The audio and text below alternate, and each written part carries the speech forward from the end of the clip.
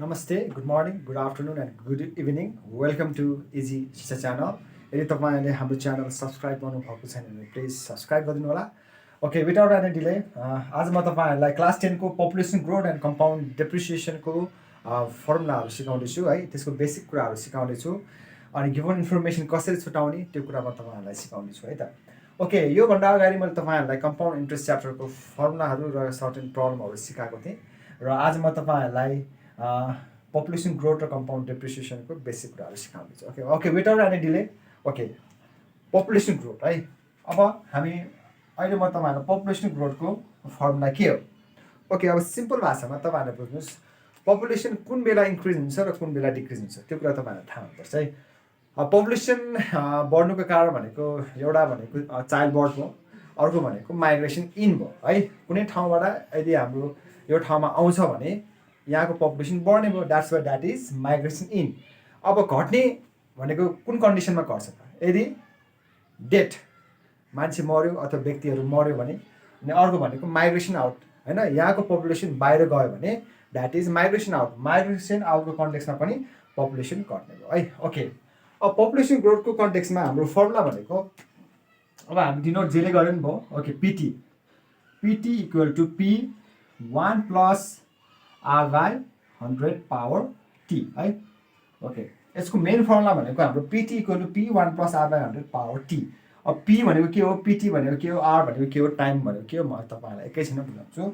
Okay, अब अर्को formula भनेको पिटी इक्वल टु यही फर्मुला हो, P 1 plus R by 100 power T. Okay, migration in क्वेसनमा दिएको छ भने you have to add birth है. यदि तपाईहरुले बर्थ दिएको छ भने तपाईहरुले यो एड गर्नुपर्छ, माइनस डेथ. यदि डेथ छ भने माइनस माइग्रेसन आउट है. यहाँ आउट भनेको माइग्रेसन आउट. माइग्रेसन आउट छ भने तपाईहरुले माइनस गर्नुपर्छ है. ओके, अर्को भनेको फर्मुला पिटी भनेको पी 1 प्लस R1 बाई 100 है, 1 plus R2 by 100, 1 plus R3 by 100 and so on है. ओके, अब क्वेसनमा सम टाइम के दिन सक्छ त भनेदेखि पहिलो वर्षको लागि छुट्टै रेट है, दोस्रो वर्षको लागि छुट्टै रेट र तेस्रो वर्षको लागि छुट्टै रेट छ भने you have to use this formula. If different rate are given then you have to use this formula. PT equal to P 1 plus R1 by 100, 1 plus R2 by 100, 1 plus R3 by 100 है. Okay, अब some time क्वेसनमा हामीलाई increase population खोज भन्न सक्छ है. Increase population. Okay, increase population कसरी खोजिन्छ. Increase population भनेको हाम्रो पिटी माइनस पी हो है. PT minus P. Okay, PT भनेको हाम्रो यो फर्मुला भयो, P 1 plus R by 100 power T minus P. अब यसमा कमन के आउँछ, हाम्रो पी र पी कमन आयो. अब यो भनेको 1 plus R by 100 power T minus 1.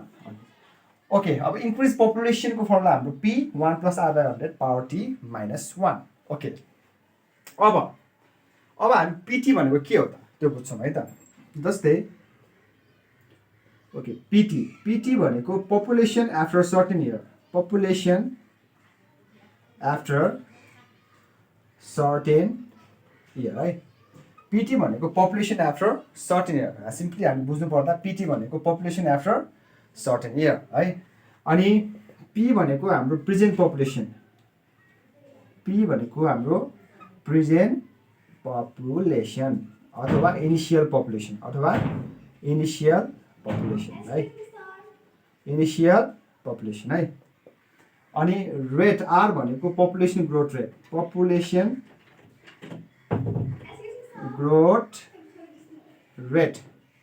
अनि टी भनेको हाम्रो टाइम. ओके, अब तपाईहरुले पिटी, पी, टाइम र रेटको कन्टेक्समा तपाईहरुले बुझ्नुभयो होला है.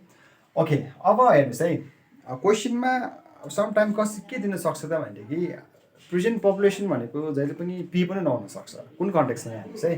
जस्तै म तपाईहरुलाई एउटा एक्जाम्पल दिन्छु. अहिले हामी 2080 मा छौँ है.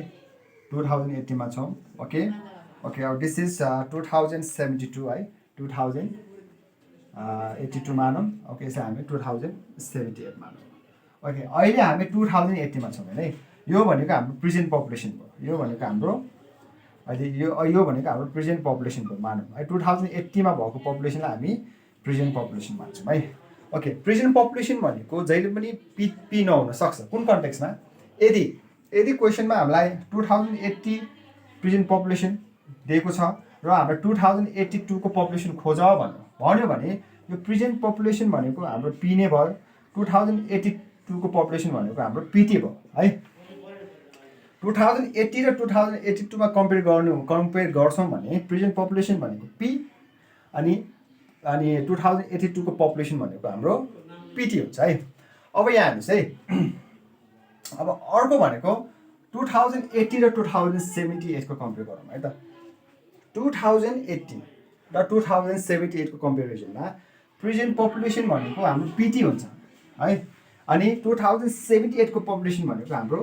पी हुन्छ किनभने PT is always greater than P हैन हाम्रो नर्मली कन्डिसनमा PT is always greater than P हुन्छ है अब यो कन्टेक्समा प्रेजेन्ट पपुलेसन पिटी भयो 2078 को पपुलेसन के भयो हाम्रो पी भयो तर 2080 र 2082 को कन्टेक्समा प्रेजेन्ट पपुलेसन भनेको पी भयो 2082 को पपुलेसन भनेको पिटी सिम्पली कन्क्लुजनमा के निस्क्यो त भनेदेखि प्रेजेन्ट पपुलेसन र आफ्टर 2 इयर्स भनेको छ भने entire context present population P after 2 years को पपुलेसन पिटी भयो तर प्रेजेन्ट पपुलेसन र 2 इयर्स अगो भन्यो भने प्रेजेन्ट पपुलेसन भनेको पिटी हुन्छ बिफोर 2 इयर्स अथवा 2 इयर्स अगोको पपुलेसन हाम्रो पी हुन्छ है ल अब तपाईहरुले यति कुरा बुझिसकेपछि क्वेशन पढेर तपाईहरुले गिभन लेख्न सक्नुहुन्छ है प्राय स्टुडेन्टको के मिस्टेक भइरहेको हुन्छ त भने पी लाई प्रिन्सिपल मान्दा हुन्छ that is wrong okay principle भनेको हाम्रो कम्पाउन्ड इन्ट्रेस्ट च्याप्टरमा हो त्यसकारणले पपुलेसन ग्रोथ च्याप्टरमा